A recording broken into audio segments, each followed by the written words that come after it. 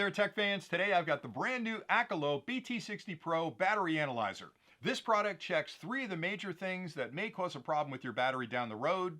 It lets you know the voltage, you can test for CCA, which is cold cranking amperage, and it can also test for state of charge. So those 3 metrics tell you how healthy your battery is today and how soon you'll have to replace that battery.